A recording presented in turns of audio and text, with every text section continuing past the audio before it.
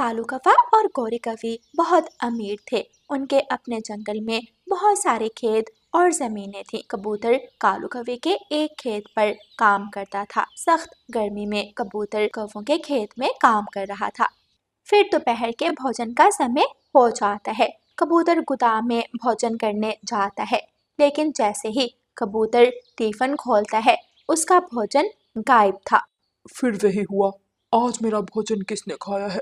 कौवों के गोदाम में उल्लू भी काम करता था। अच्छा, तो ये तेरा टिफिन था। मैंने खाया है तेरा भोजन। वो क्या है ना, मुझे बहुत भूख लगी थी। कबूतर कौवे के ऑफिस में जाता है। आज फिर मेरा भोजन उल्लू ने खा लिया। रोज कोई ना कोई मेरा भोजन खा लेता है। तो भोजन खाने के लिए ही होता है। इतना गुस्सा मत करो, छोटी सी तो नाक है तेरी, उस पर इतना गुस्सा अच्छा नहीं लगता। कौवे, तुम्हें चाहिए कि तुम इंसाफ करो। तुम सेठ हो हमारे, उल्टा तुम कुछ नहीं कहते। चल जा, जाकर काम कर। हो गया, भोजन ही तो था। निकल मेरे ऑफिस से और अपनी गंदी शक्ल लेकर अब दोबारा मत आना। कबूतर बाहर आ जाता है। उसे बहुत भूख लगी हुई थी। वो बाहर आता है तो दोनों उल्लू एक दूसरे के साथ लड़ रहे थे। मैंने कहा ना, ये अनाज की बोरियां मैंने जमा की है। नहीं, मैंने जमा की है। दोनों लड़ने लगते हैं। कबूतर उन्हें रोकने की कोशिश करता है।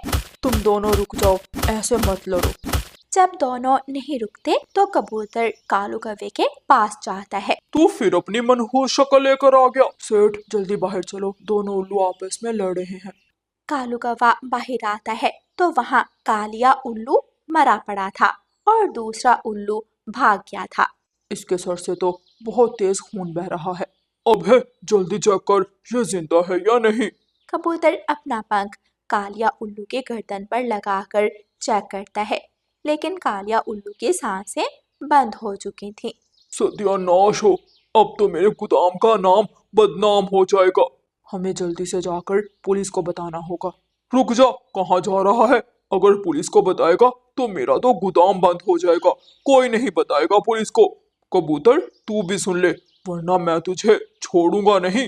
कालू कौवा कालिया की लाश को अपनी कार में डालता है और नदी में बहाने के लिए निकल जाता है। रात हो जाती है। कबूतर घर आ जाता है। वो बहुत चुप चुप था। लूसी कबूतर से पूछती है, क्या बात है कबूतर जी, आप बहुत चुप चुप हैं, सब ठीक तो है? नहीं, कुछ नहीं, आज बहुत थक गया हूँ, नींद आ रही है। कबूतर सो जाता है।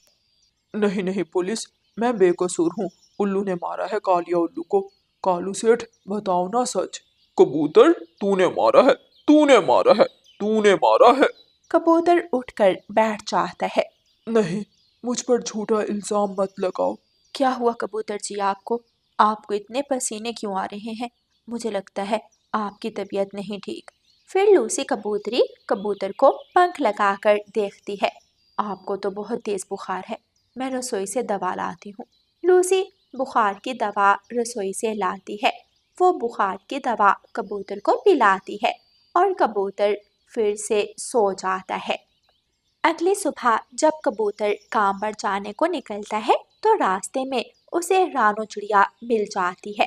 अरे कबूतर भैया, आपको क्या हुआ? इतने निढाल क्यों लग रहे हैं? कुछ नहीं रानो बहन, बस थोड़ा सा बुखार है।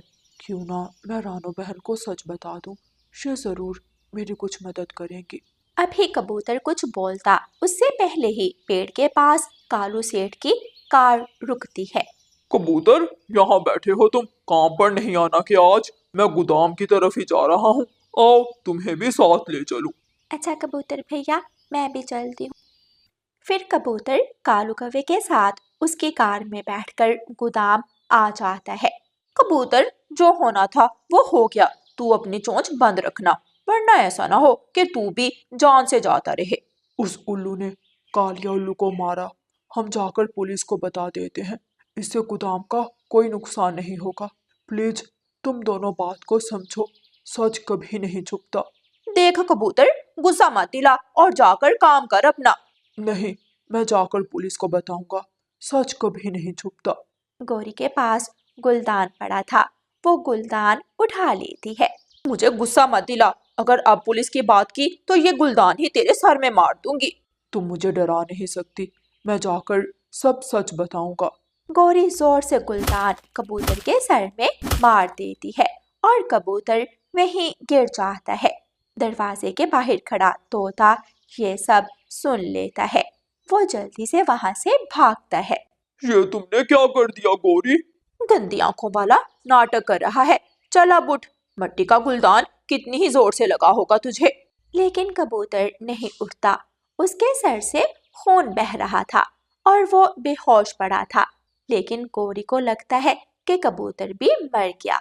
पुलिस, जल्दी मेरे साथ चलो। कौवों ने कबूतर की जान ले ली और उसके गोदाम में भी किसी कालिया उल्लू का कत्ल हुआ है। पुलिस की गाड़ी कौवों के गोदाम के बाहर आ जाती है।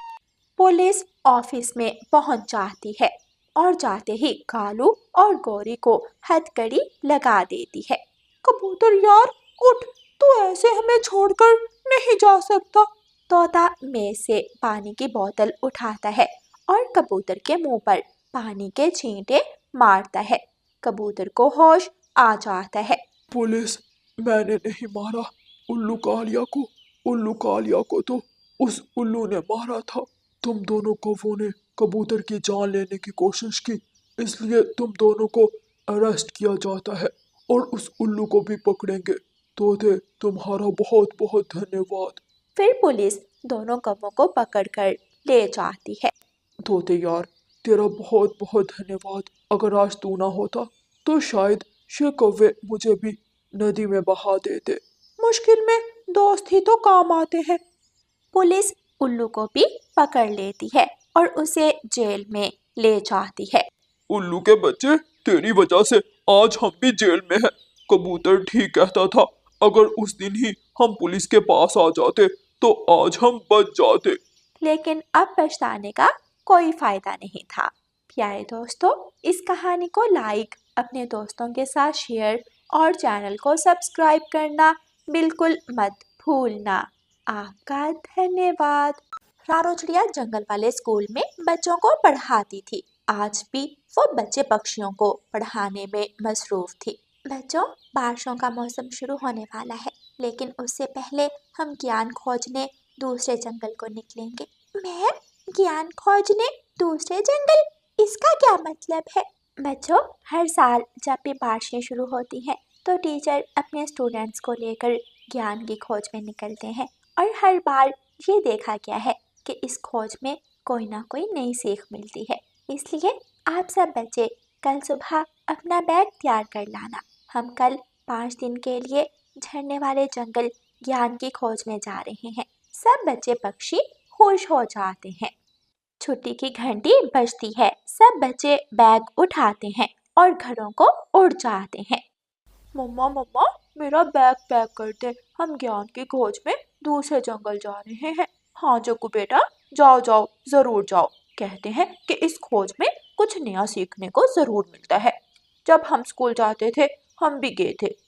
मम्मा मम्मा, मैं तो कल के दिन के लिए बहुत खुश हूँ। हाँ गुड़िया बेटी, जब हम इस खोज पर निकले थे मैं भी बहुत खुश थी। मम्मा, आपको उस खोज से कौन सा ज्ञान मिला था? हमें ज्ञान मिला था कि किसी भी दूसरे पक्षी की मदद करने से पहले देखा जाए कि क्या सच में वो मदद चाहता है या फिर नाटक कर रहा है। मम्मा, ऐसा ज्ञान कैसे मिला आपको? बेटी, हम जंगल के दरमियान में थे बिल्कुल, जब हमें एक तरफ से चील की आवाज आई। वो दर्द में करहा रही थी और उसका एक पंख भी घायल था। लेकिन हमें बाद में पता चला कि वो सब तो उसका नाटक था। वो तो बस हमारा शिकार करना चाहती थी। उसके पंख पर कोई चोट नहीं लगी थी, बल्कि वो तो बस लाल रंग था। मम्मा, हमें भी कोई बहुत अच्छा ज्ञान मिलेगा, देखना आप। सुबह हो जाती है। स्कूल बस तैयार थी और सब बच्चे पक्षी आ गए थे। फिर सब बच्चे पक्षी और रानो चिड़िया बस में बैठ जाते हैं और झरने वाले जंगल की तरफ निकल जाते हैं। कुछ देर बाद बस झरने वाले जंगल पहुंच जाती है। सब बच्चे बहुत खुश हो रहे थे। फिर एक जगह जाकर बस रुकती है और बच्चे बस से उतर जाते हैं। बच्चों, इससे आगे का सफर हम चलकर करेंगे। ड्राइवर भैया, आप भी साथ चलेंगे या वैन के पास रहेंगे? टीचर जी, मैं भी ज्ञान लेना चाहता हूँ। मैं भी साथ चलूंगा। फिर वो सब आगे बढ़ते हैं। टीचर टीचर, भूख लगी है, थोड़ा आगे मुझे एक दुकान नजर आ रही है, चलो बच्चों उस दुकान से कुछ खा लेते हैं, फिर आगे बढ़ते हैं। वो सब एक दुकान के सामने जाकर रुकते हैं। बच्चों क्या खाओगे आप? सब बच्चे एक आवाज में कहते हैं। पापड़ी चाट खाएंगे। भैया 5-5 रुपए की हम सब के लिए एक एक प्लेट पापड़ी चाट लगा दे। ठीक है बहन जी। बहन जी, आप सबको पहले कभी इस जंगल में देखा नहीं है। आप कौन है? भैया हम सागर वाले जंगल से आए हैं ज्ञान खोजने। अच्छा बहन जी, आप सब यहीं रहना, मैं घर से होकर आता हूँ। जी जी भैया, आप बेफिक्र होकर जाएं। चाचा छमछम उड़ता है और अपने घर को निकल जाता है। जग्गू जल्दी जल्दी अपनी प्लेट से पापड़ी चाट खा लेता है। सब बच्चे अपने खाने में लगे हुए थे। जग्गू चुपके से दुकान में घुसता है और पापड़ी का डिब्बा खाली कर देता है। कुछ देर बाद चाचा छमछम वापस आ जाता है। बहन जी, आपने तो पूरा पापड़ी का डिब्बा ही खाली कर दिया। अब आपके 70 रुपए हो गए। नहीं नहीं भाई जी, हमने नहीं ली और पापड़ी। क्या बात कर रही हैं? ये डिब्बा ऊपर तक भरा हुआ था। मुझे मेरे 70 रुपए दे दे। रानू चिड़िया परेशान हो जाती है। वो सब बच्चों से पूछती है, लेकिन वो कोई भी नहीं मानता। फिर रानू चिड़िया को 70 रुपए देने पड़ते हैं। रात हो जाती है।